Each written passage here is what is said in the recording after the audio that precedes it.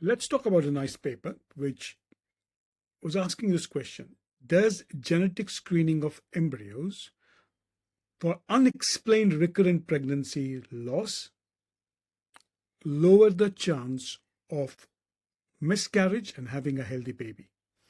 One is pregnancy loss is emotionally and physically devastating, and more than half the cases have no clear cause. PGTA, that's genetic screening of embryos for chromosomal abnormalities before IVF, could help you to select the embryos that have the best chance of success, potentially reducing the heartbreak. Now, this was a systematic meta-analysis, what is considered to be the highest form of evidence, and it looks at the data from 18 studies looking at the effectiveness of genetic screening for unexplained pregnancy loss.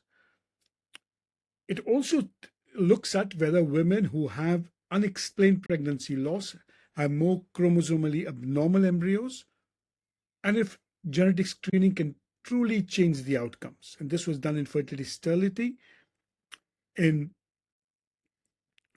2024. So systematic database search looking at PGTA, and that was a general. What did I find out?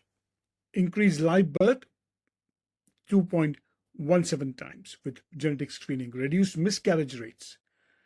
If you did nothing, the chance of natural conception also are very good, reaching 60 to 70%.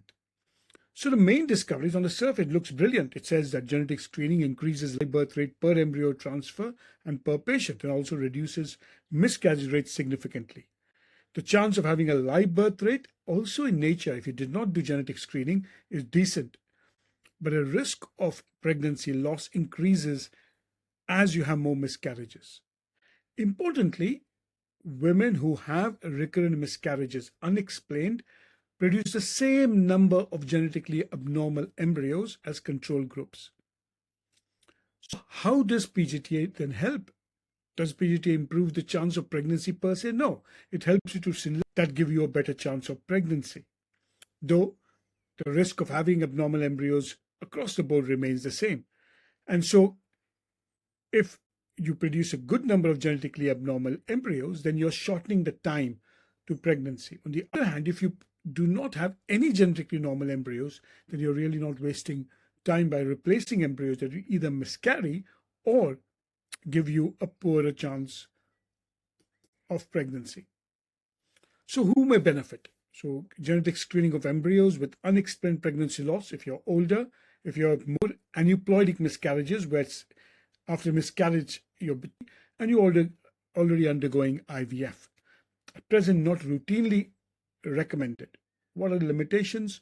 Majority of the studies are retrospective, lower quality than randomized controlled trials. Some studies have small sizes. Costs and risks of biopsy are small, but they are present. So if you look at the science, aneuploidy means abnormal number of embryos or chromosomes in an embryo. PGTA is like a quality check, looking at the number screening of embryos. Not all reproductive pregnancy loss is bad luck or weak womb. It is more likely again to be chromosomal errors that are a major cause. Genetic screening does not guarantee you a baby, but it can improve the odds of having a baby. So what are the strengths again? Large number of cycles analyzed, consistent with the benefits of genetic screening. Weakness, not very good quality studies, and unanswered.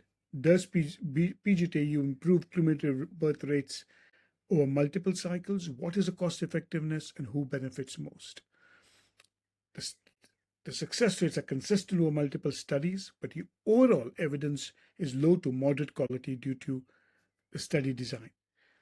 So what do you need? More randomized controlled trials, more personalized medicine, non-invasive testing, and better understanding of genetics. If you look at the general picture, you'll see that the live birth rates is much better with genetic screening. Miscarriage rates are lower.